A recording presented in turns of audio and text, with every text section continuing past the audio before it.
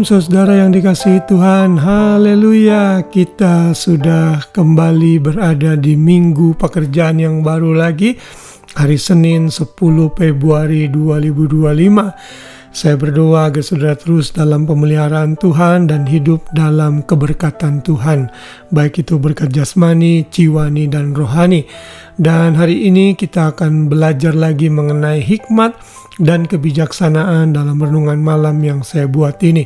Sekali lagi, kalau saudara diberkati dengan renungan ini, silakan bagikan forward kepada sebanyak mungkin orang, dan saudara juga bisa subscribe kepada channel GB Immanuel, like, komen. Kalau saudara perlu doa, silakan tulis di kolom komentar sehingga kami bisa membantu saudara dengan doa. Haleluya. Dan hari ini kita akan belajar satu hal lagi mengenai hikmat dan kebijaksanaan. Saya beri judul hikmat rohani. Apa itu hikmat rohani? Kita akan melihatnya dalam Efesus pasal 1 ayat yang ke-17. Dan meminta kepada Allah Tuhan kita Yesus Kristus, yaitu Bapa yang mulia itu, supaya Ia memberikan kepadamu roh hikmat dan wahyu untuk mengenal Dia yang benar. Saudara, hikmat yang terutama dan paling penting dalam hidup kita adalah hikmat mengenai pengertian siapa Kristus yang sesungguhnya. Kalau saudara melihat perikop ini diberi judul dalam Alkitab Bahasa Indonesia Terjemahan Baru, doa untuk pengertian tentang kemuliaan Kristus. Karena ada banyak orang yang tidak mengerti kemuliaan Kristus yang sudah menjadi manusia, yang sudah mati bangkit bagi kita. Dan kalau kita mundur sedikit satu ayat dalam ayat 16, ini adalah doa Paulus yang dinaikkan untuk kepada jemaat di Efesus. Ia berkata dalam ayat 16, "Aku pun tidak berhenti mengucap syukur karena kamu, dan aku selalu mengingat kamu dalam doaku." Paulus berdoa agar jemaat Efesus mengerti kemuliaan Kristus yang besar itu.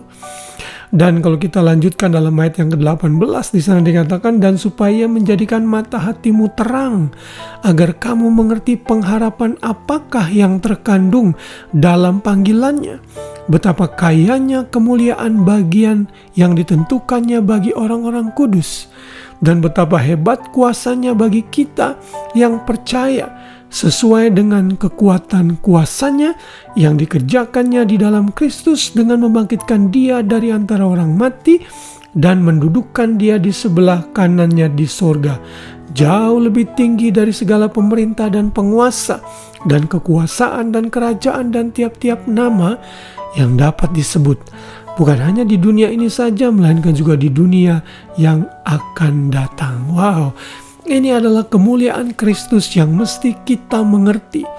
Kalau hikmat ini sudah kita bisa miliki, maka yang lain-lain itu Tuhan akan tambahkan. Ayat paralel dari ayat ini adalah dalam Kolose 1 ayat 9. Di sana dikatakan, "Sebab itu sejak waktu kami mendengarnya, kami tiada berhenti-henti berdoa untuk kamu.